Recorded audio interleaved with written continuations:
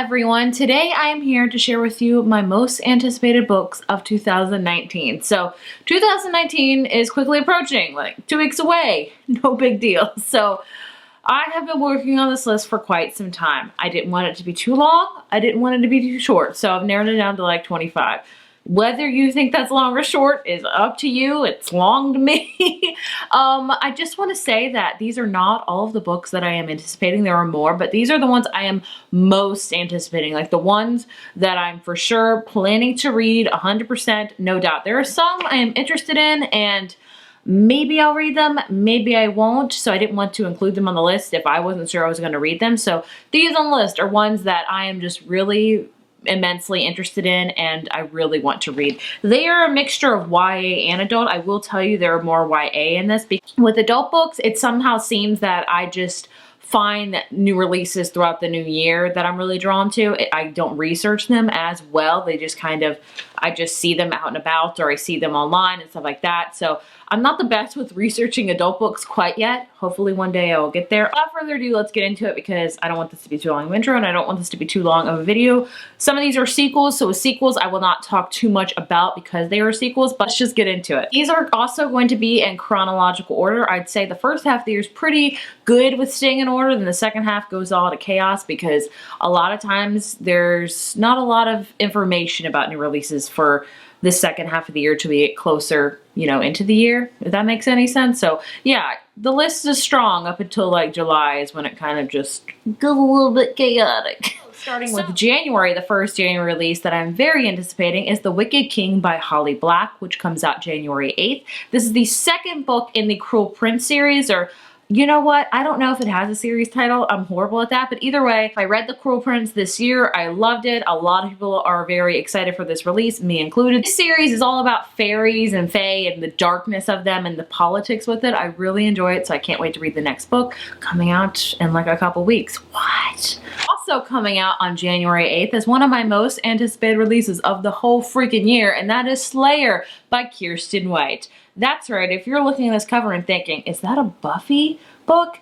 Yes, it is, my friends. If you don't know about me, I love Buffy. It was my first obsession ever before Harry Potter. That's right, before it. I discovered Buffy before Harry Potter. So to say I'm excited about this book would be a vast understatement. So this does not follow Buffy. It's kind of told in Buffy verse. So this follows like the Watchers Academy and we follow a whole new set of Slayers, I think. Actually, no, it follows this one girl, I think, that is destined to be like the last Slayer ever, if I'm not mistaken. I don't know too much about it. I don't want to know much about it because I love Buffy so dearly that I just want to kind of go into this blindly and hoping that it's going to be amazing. So for all my Buffy fans out there, Slayer's coming out really, really soon. I'll hope you read it because I am planning to read it too. Also on January 8th, it's a big release day for the entire year. That is An Anonymous Girl by Greer Hendricks and Sarah Pekkanen. I read their first book when they collaborated this past year. It was called The Wife Between Us. It's an adult mystery thriller. I really enjoyed it. It's a book that not a lot of people like, but I like it. So this one, I believe, is all about this girl and her therapist kind of controls her. He makes her think things and things like that. Also, with this one, I don't know too much going into it because with mystery thrillers, I think that's kind of the best way to go into it, knowing only like maybe the tagline and a couple of details, but not knowing the full synopsis. But either way, I'm super excited for this one. Releasing on January 15th is Famous in a Small Town by Emma Mills. This is a YA contemporary book. I don't know much about this one. It's about a girl named Sophie who lives in a small town and then a guy named August moves in, and it says country stars, revenge plots, and a few fake kisses along with some excellent real ones await Sophie in this hilarious, heartfelt story.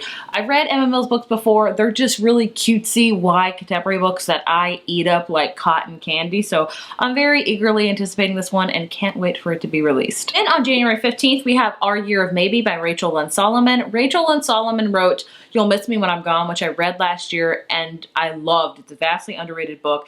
It's a YA contemporary, but it's definitely deeper than most YA contemporaries. It sounds just the same. So it's about this girl named Sophie who is basically in love with her best friend Peter, and her best friend Peter has been on the kidney transplant list for like years on end with no end in sight of getting a transplant. And then Sophie learns that she is actually a match for Peter, so she decides to give him her kidney, and she hopes also that when she does that, he will fall in love with her. Peter's life post-transplant isn't what either of them expected. Though he once had feelings for Sophie too, he's now drawn to chase the guitarist in a band that happens to be looking for a keyboardist. And while neglected parts of Sophie's world are calling to her, dance opportunities, new friends, a sister and a niece she barely knows, she longs for a now distant Peter more than ever. Growing increasingly bitter, he doesn't seem to feel the same connection. Basically, you know, this is about a lot of things. It's about falling in love with someone and maybe hoping they'll love you back if you give them your kidney. I don't know, but I'm expecting a lot from this because I just loved her last book so much, and I'm expecting it to be sad but also very beautiful. On January 29th, we have A Curse So Dark and Lonely by Bridget Kammerer. I'm so sorry I pronounced that wrong.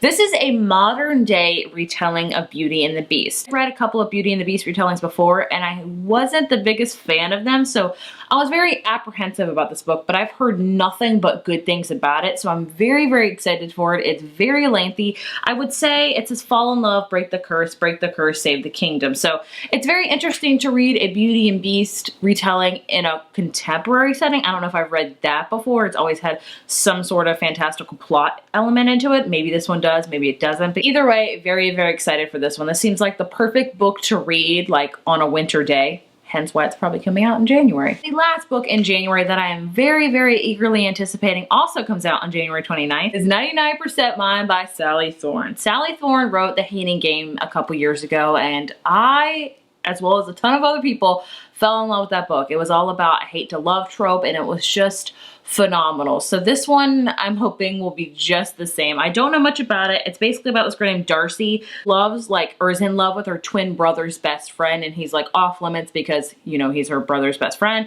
And then I think, you know, one day they're not off limits and things like that happen. Either way, I cannot wait to read this. Like, the excitement is through the roof for this one for sure. Like, I really wish I had an arc. Moving on to February, the first book that I am anticipating for February is Fame, Fate, and the First Kiss by Casey West. Casey West is one of my favorite YA contemporary authors. She just writes these effortless stories that I gobble up again like cotton candy. YA contemporary is like one of my favorite genres because I just read them so quickly and I love them so much. This one is all about this girl named Lacey Barnes who's dreamt of being in a movie for as long as she can remember. However, while her dream did include working alongside the hottest actor in Hollywood, it didn't involve finishing up her senior year of high school at the same time. Although that is nothing compared to Donovan, the straight-laced student her father hired to tutor her. So I'm thinking with just a lot of YA contemporary synopsis, you're gonna know what's gonna happen by page 1, and I can already tell what's gonna happen, and either way I'm excited to read it. I'd say if you just love light, fluffy contemporary books, Casey West is an author for you. Also on February 5th is an adult novel called The Girls at 17 Swan Street by Yara. I am so sorry, I cannot pronounce this last name, so the picture is right here for you to see. I don't want to butcher it.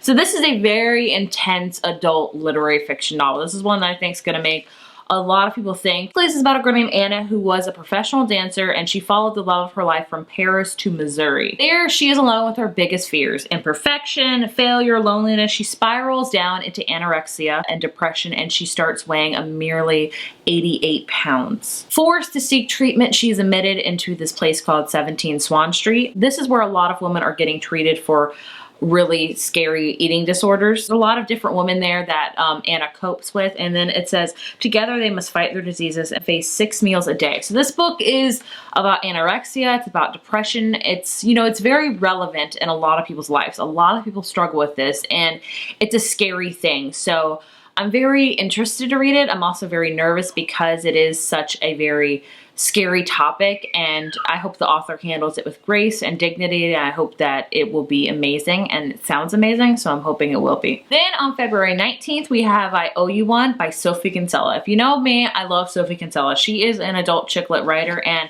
I love all of her books. There are some that I don't love. I will say that her last year's book was not my favorite, but hopefully this year will be one.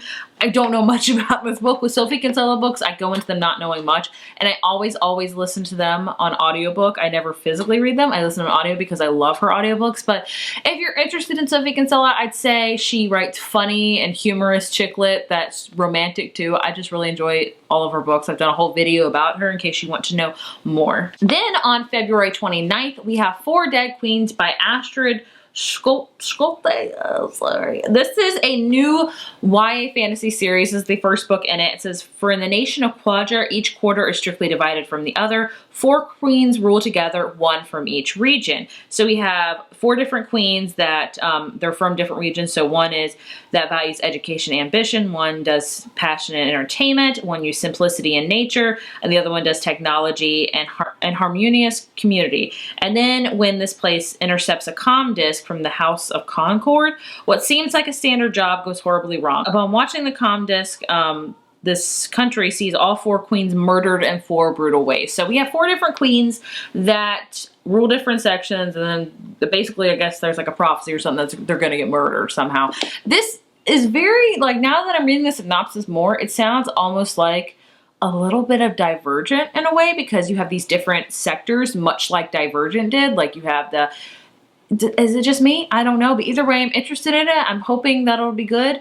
YA fantasy has been a love-hate for me for last year, so hopefully this year will be a lot better. Moving into March, we have my most anticipated read of the entire year, and that is Daisy Jones and the Six by Taylor Jenkins Reid, which comes out on March 5th.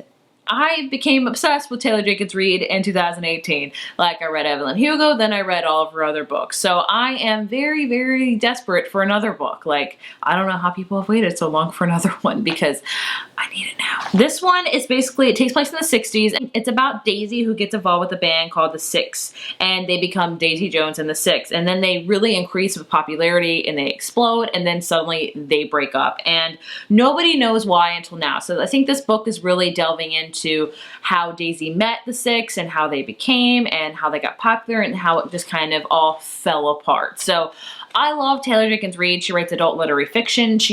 There hasn't been a book of hers that I have not loved 100%. So I'm really have high hopes for this one, and I'm very eagerly anticipating it. Like, I need it now. We have Children of Vengeance and Virtue by Tomi. This is the second book in her Children of Blood and Bone series. I read the first one this year and really enjoyed it, so I'm eagerly anticipating the second one. It's all about magic, and it's got really great representation, and I'm just very excited for it. In April, we have Wicked Saints by Emily A. Duncan, which comes out on April 2nd. This is another new YA fantasy series, I believe. It says it's a dark series about a girl who can speak to gods and must save her people without destroying herself. A prince in danger must decide who to trust. A boy with a monstrous secret waits in the wings. Together they must assassinate the king and stop the war. In century-long war where beauty and brutality meet, their 3 paths entwine in a shadowy world of spilled blood and mysterious saints where forbidden romance threatens to tip the scales between dark and light. I have heard a lot of really good things about this book. The cover alone, the description alone, a lot of people already read it and loved it. A lot of people saying it's like the new Dark series, which I am all about, so I'm very excited for this one. Like, I can't wait to read it. We have Normal People by Sally Rooney. This is a adult literary fiction, maybe women's fiction book. It's about Connell and Marianne, who have known each other their whole life but have led very, very different lives. And Connell was very popular in high school and avoided Marianne until he ran into her outside of school, and they're drawn into each other, but they kind of conceal their like friendship. Like when they're in high school, like nobody knows they're friends, but they just hang out outside of high school, if that makes any sense.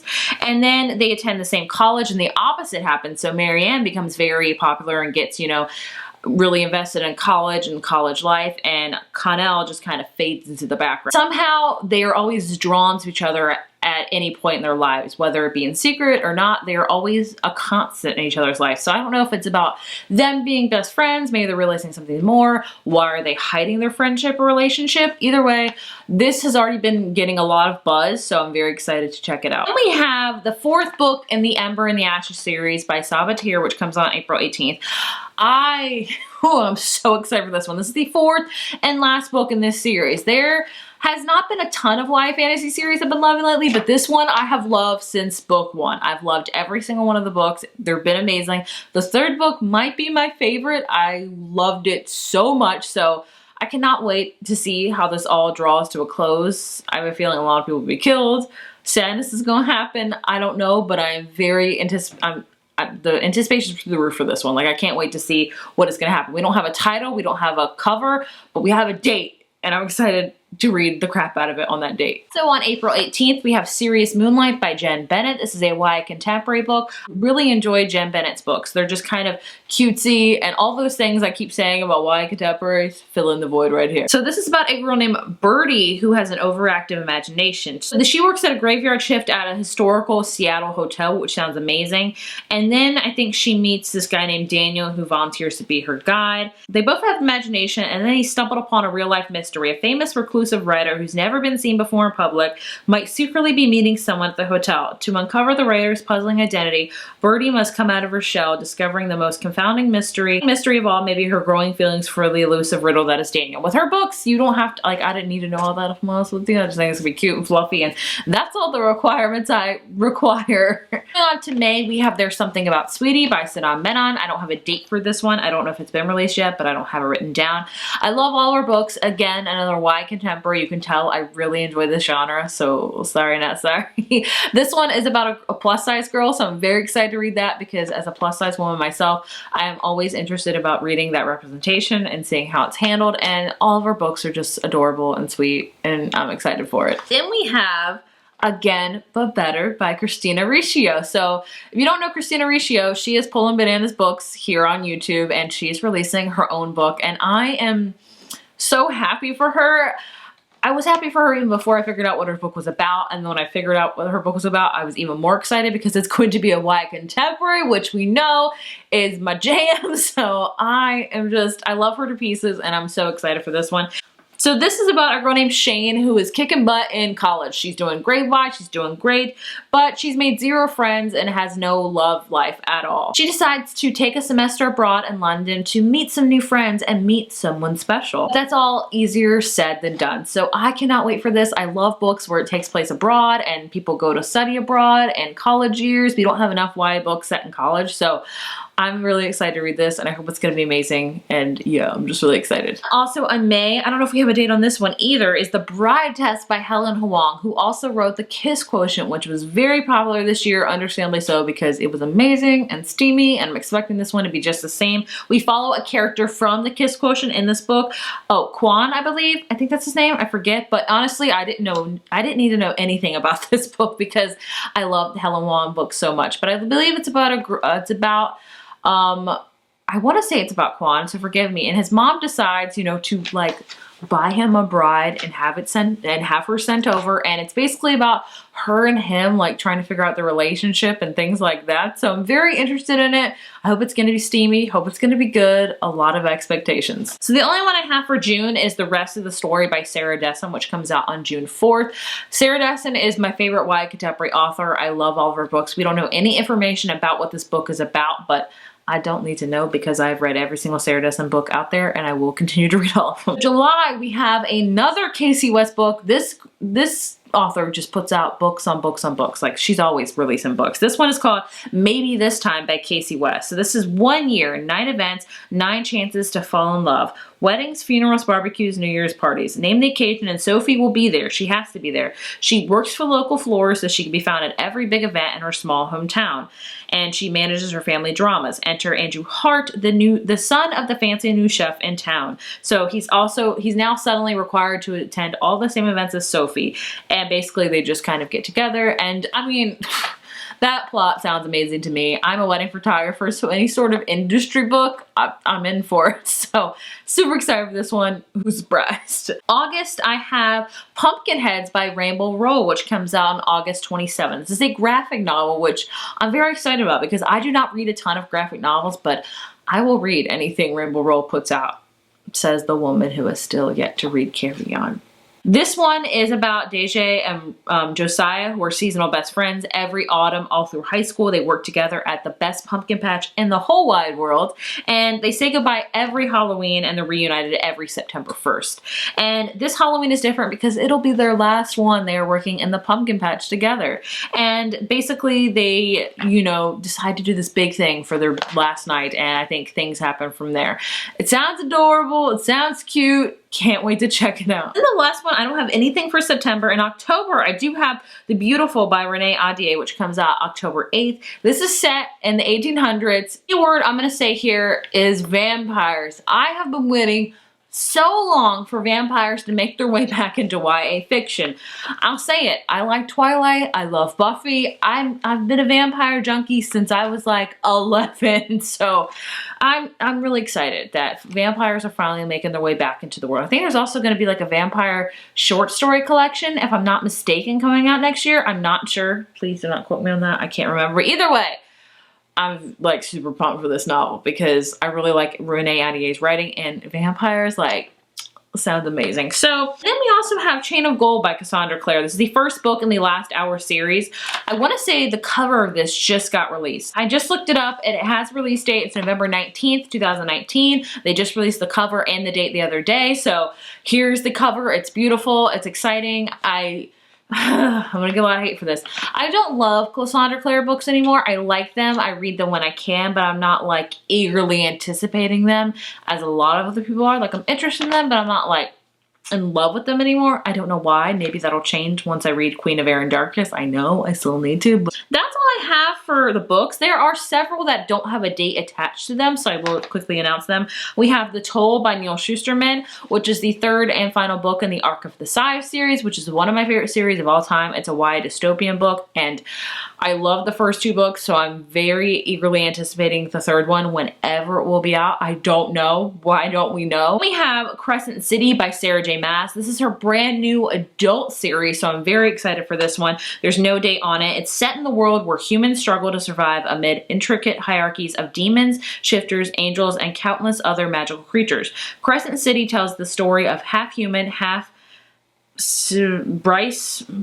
After the brutal slaying of her best friend, Bryce joins forces with a powerful warrior angel to hunt down the killer, leading them towards a treacherous enemy that could destroy the fabric of their world. So, yeah, I'm not gonna lie to you. I'm Sarah J. Maas junkie fan, so I'll read anything that she writes. I think that's all the books I have. Like I said, there are many, many more that I'm very interested in. I just haven't put them on this list because I didn't want this list to be too long, and it's already long enough as it is, and I'm sure this video is long enough as it is. So there are a lot more that I'm interested in that I have not mentioned. And if you have any books that you're eagerly anticipating for 2019, because I am sure I have missed some because I'm not the best researcher, I would love to hear them down below. So please leave them down below. I would love to hear what books like you're really, really dying for in 2019. Like, please tell me them all. I'm really excited for all the 2019 books. And that's it for me. I hope you guys enjoyed this video, and I will see you in my next one. Bye.